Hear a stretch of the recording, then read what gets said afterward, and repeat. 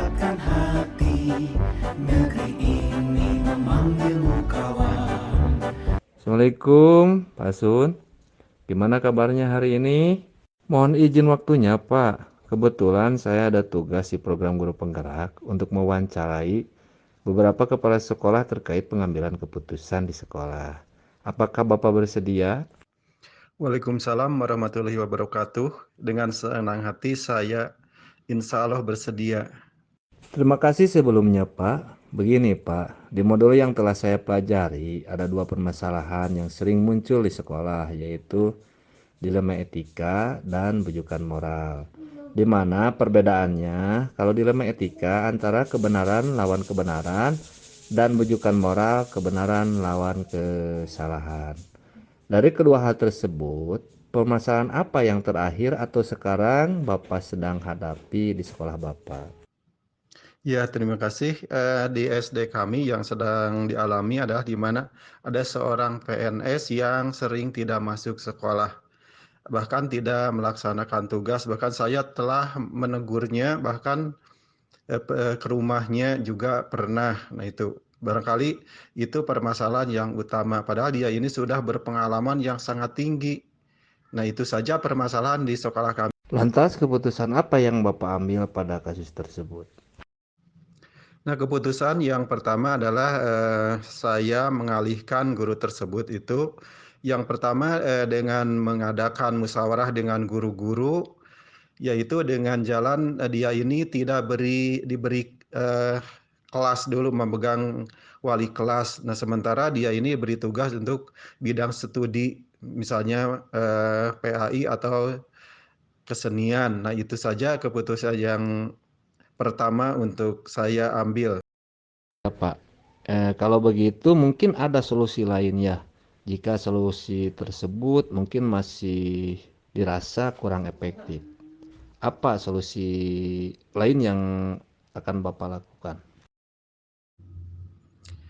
Nah, untuk memecahkan masalah selanjutnya, solusi yang saya ambil adalah yaitu dengan kerjasama dengan Korwil kecamatan, yaitu saya akan bermusyawarah dengan sebaik mungkin dengan Ibu Korwil. Nah, diantaranya adalah karena ada alasan-alasan tertentu yang harus dimusyawarahkan. Di antaranya alasannya katanya karena kekurangan ongkos untuk misalnya untuk ke sekolah. Nah itu alasan yang pertama. Yang kedua misalnya karena cicilan itu sehingga gajinya itu tidak cukup untuk transportasi ke sekolah. Jadi saya alasan untuk pertama adalah bekerja sama dulu dengan Ibu Korwil.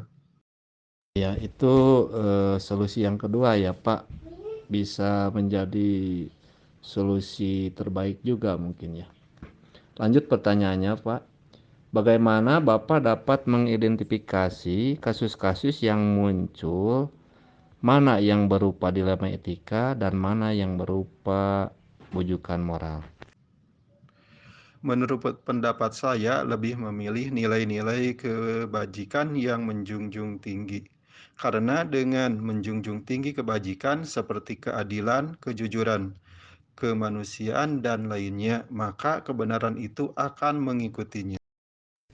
Oh iya, seperti kasus Bapak tadi ya, apakah akan mempertahankan PTK tersebut di sekolah Bapak atau memutasikannya ke sekolah lain, di mana keduanya benar dan tidak melawan hukum?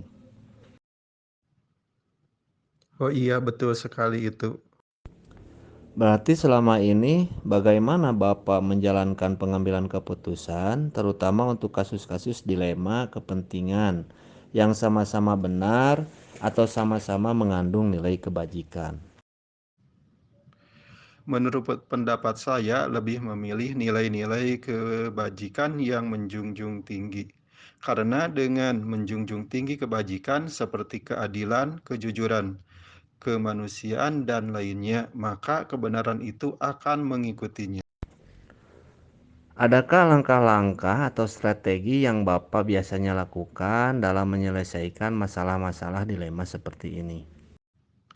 Untuk masalah seperti itu, biasanya saya 3 tahap, yaitu Yang pertama, saya menginformasikan kepada yang berkepentingan, kemudian yang kedua, mengkoordinasikan dengan komite dan guru-guru di sekolah.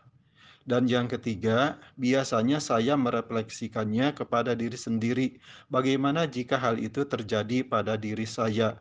Nah, hal ini sepertinya apa yang harus inginkan atau saya ingin dipertahankan seperti itu. Menurut Bapak, apakah yang menjadi tantangan dalam pengambilan keputusan pada kasus-kasus dilema etika seperti yang Bapak alami sekarang ini? Tantangannya hanya satu, jika ada atau tidak ada kejujuran atau keterbukaan dari salah satu pihak pada kasus-kasus dilema ini membutuhkan keterbukaan dari semua pihak di dalam menyelesaikan permasalahan ini. Jika dalam menyelesaikan sebuah permasalahan, apakah Bapak langsung pada saat kejadian atau memiliki jadwal tertentu dalam menyelesaikannya? Atau mungkin ada prosedur lain dalam menyelesaikan kasus-kasus dilema seperti itu? Kalau jadwal tentu tidak ada, tetapi prosedurnya ada. Nah, seperti kasus tadi, saya harus berkoordinasi dulu dengan guru-guru yang ada di sekolah. Dan jika belum terlaksana, maka saya akan berkoordinasi dengan pihak-pihak terkait sebagai bentuk tanggung jawab pada permasalahan tersebut. Adakah seseorang atau faktor lain yang selama ini dapat mempermudah Bapak dalam mengambil sebuah keputusan untuk kasus-kasus dilema etika Bapak? Ya tentu biasanya saya berkoordinasi dengan koordinator wilayah bidang pendidikan tingkat kecamatan terutama yang berhubungan dengan kepegawaian itu. Pertanyaan terakhir, Pak. Dari semua hal yang telah Bapak sampaikan tadi, pembelajaran apa yang Bapak petik dari pengalaman Bapak dalam mengambil keputusan sebuah masalah yang menimbulkan dilema etika ini? Intinya kita harus selalu membangun jaringan komunikasi yang baik dengan banyak pihak. Kita juga harus membangun rasa empati kepada orang yang bekerja sama dengan kita. Dengan demikian, kerjasama kita dengan mewujudkan pendidikan yang baik dan menyenangkan bagi murid itu dapat terwujud. Mungkin seperti itu. Pak KS, terima kasih atas waktunya dan bersedia menjadi narasumber wawancara saya hari ini. Iya, iya Pak Sisma. Iya sama-sama. Ya Pak, saya mohon izin pamit Pak. Wassalamualaikum warahmatullahi wabarakatuh. Waalaikumsalam warahmatullahi wabarakatuh.